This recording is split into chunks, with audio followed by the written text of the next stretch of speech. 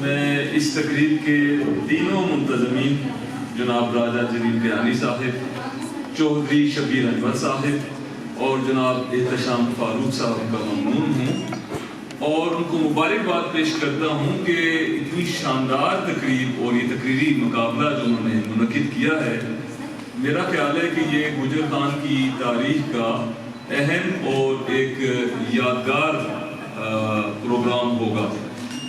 میں چونکہ عروض کے حوالے سے اشعار کو دیکھ رہا تھا، کچھ چیزیں جو میں نے نوٹ کی ہیں، میں جو کینڈیڈیٹس ان کا نام لیے بغیر نشاندہی کرنا چاہتا ہوں تاکہ یہاں پر جو اسٹوڈنٹس موجود ہیں وہ نیکسٹ ٹائم کے لیے ان چیزوں کو ذہن میں رکھیں۔ اساتذہ کرام نے بڑی محنت سے اسپیچز لکھ کے دی ہیں، لیکن ان سے زیادہ تر سے کچھ غلطیاں ہوئی ہیں، اور وہ غلطی یہ ہے کہ یاد رکھیے جو اشعار ہیں یہ شعراء کے نوٹ کرنے چاہیے۔ اگر کوئی استاد محترم اپنی طرف سے کوئی شعر تخلیق کر کے بیچ میں دے دیتا ہے اور وہ خود باقاعدہ شاعر نہیں ہے تو وہ اس کے مخصوص بحر یا وزن سے خارج ہوگا، اور ججز حضرات میں اگر کوئی شاعر موجود ہے، جیسے آج بھی اب میں شاعر تھا تو میں تو اس کے نمبر کاٹ لوں گا، میں تو اس کے نمبر نہیں دوں گا۔ تو اس میں اسی طرح سے دوسری چیز جو ہے وہ یہ ہے کہ علامہ اقبال جیسے بڑے شاعر کے اشعار جب آپ طالب علموں کو یاد کراتے ہیں تو اس کے درست تلفظ کے ساتھ یاد کروائیں۔ اگر اس میں ایک لفظ بھی آگے پیچھے آپ کر دیتے ہیں تو وہ شعر جو ہے وہ بے وزن تو ہوگا، اس کی جو معنوی حیثیت ہے وہ بھی جو ہے زوال کا شکار ہو جائے گی۔ اب میں کچھ مثالیں دیتا ہوں، جیسے اب خودی میں ڈوب، اچھا اب خودی میں ڈوب ضرب کلیم پیدا کر، اگر آپ اس کے بیچ میں سے ایک لفظ جیسے اس طالب علم نے مس کر دیا تو جو پورا مصرع ہے وہ غلط ہو گیا۔ اسی طریقے سے جو لفظ فکر ہے، اس کا تلفظ بہت سے بچوں نے غلط پڑھا۔ یہ لفظ جو ہے یہ فکر نہیں ہے، یہ لفظ جو ہے فکر ہے، دونوں طرح سے استعمال ہے۔ لکھنؤ اور دکن والے اس کو، لکھنؤ والے اس کو مؤنث مانتے ہیں، دکن والے اس کو مذکر مانتے ہیں، دونوں طرح سے استعمال ہو تو ٹھیک ہے، لیکن اگر اس کا تلفظ آپ نے فکر پڑھ دیا تو اس کے نمبر آپ کے کٹ جائیں گے۔ یہ میں کوئی اپنی علمیت کا سکہ بٹھانے کے لیے نہیں بتا رہا، چونکہ یہاں پر میجورٹی طالب علموں کی موجود ہے، تو میں سمجھتا ہوں کہ نیکسٹ ٹائم کے لیے وہ ان چیزوں کو اگر نظر میں رکھیں گے تو ہمیں اور زیادہ خوشی محسوس ہوگی۔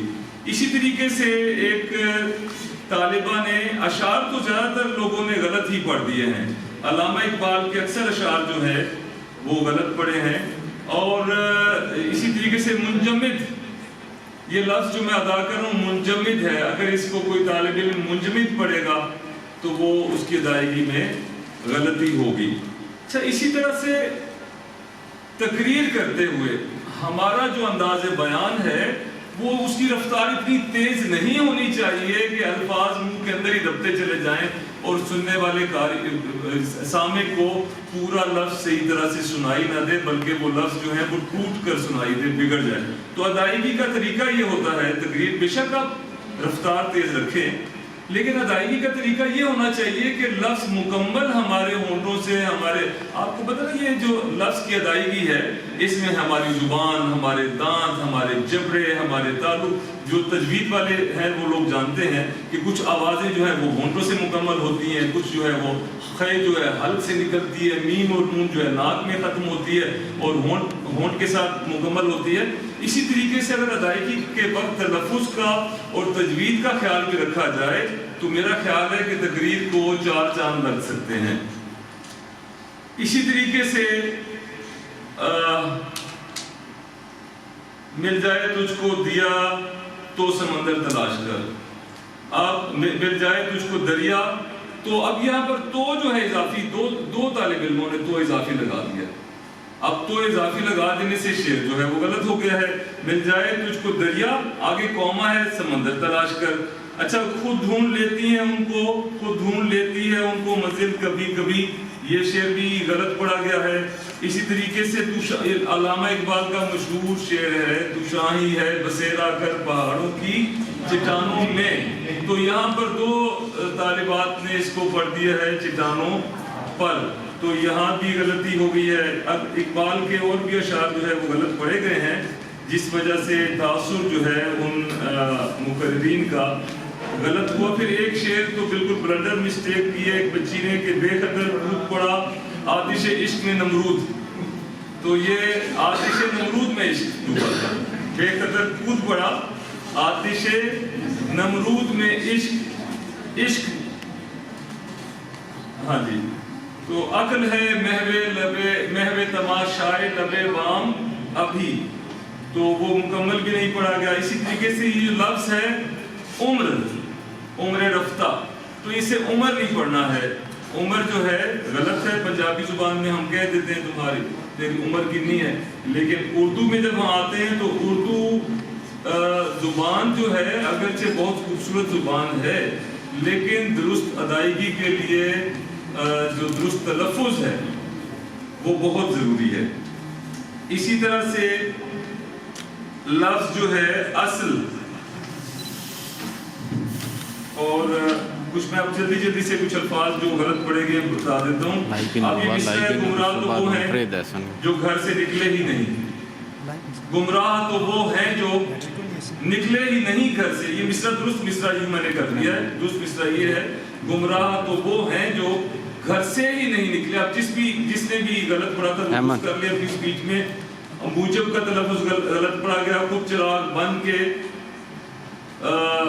یہ ہے چل نہیں, خود چراغ بن کے چل پڑا گیا یہاں پر.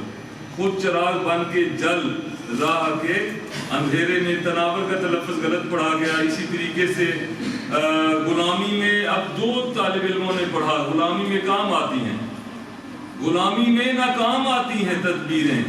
اس کو یوں پڑھنا ہے غلامی میں ناکام آتی ہیں. اور دونوں نے وہاں سے مجھے 2-3 جگہوں پر ایسا شبہ ہوا جیسے ایک ہی کالج کے شاید وہ بچے تھے تو انہوں نے ایک دوسروں کی سپیچز میں سے کچھ ٹیکسٹ شاید ایک جیسے پڑھ دیے. تو اس کا بھی خیال رکھنا چاہیے کہ اگر کسی ایک کالج سے 2 یا 3 یا ایک سے زیادہ طالب علم حصہ لیتے ہیں تو وہ جو ٹیکسٹ دونوں کا جو ہے تقریر کا متن وہ مختلف ہونا چاہیے, وہ سیم نہیں ہونا چاہیے. اگر اس میں پیراگراف سیم آ جاتا ہے تو اس کا مطلب ہے کہ ایک شخص نے تقریر لکھی اور دوسرے بچے نے اس میں سے ایک پیراگراف اٹھا کے اس میں لگا دیا. اس کا تاثر اچھا نہیں پڑتا. بس بحیثیت مجموعی خوشائند بات ہے کہ بچوں کا جو اچھی بات یہ ہے کہ آپ نے ذوق و شوق سے تیاری کروائی اور تیاری کرنے والوں نے اپنی طرف سے بھرپور محنت بھی کی.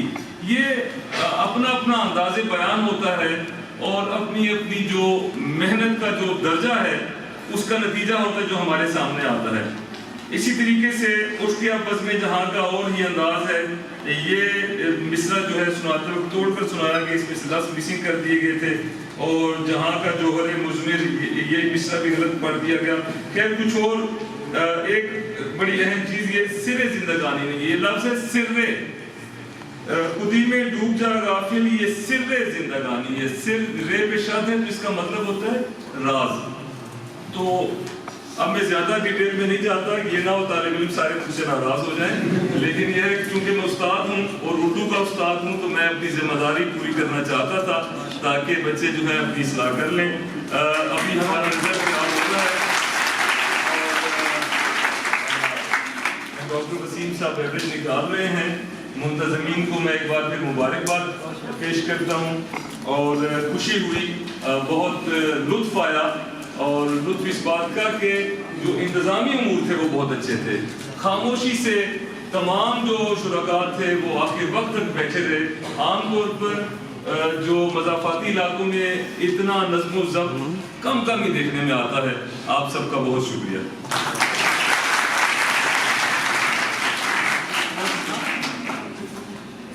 ماشاءاللہ. میں انتہائی ادب سے گزارش کروں گا, میں ڈاکٹر نادیہ صاحبہ قائد اعظم یونیورسٹی اسلام آباد سے بالخصوص آج کی اس تقریب میں تشریف لائیں. آپ کی بھرپور تعریف ڈاکٹر نادیہ.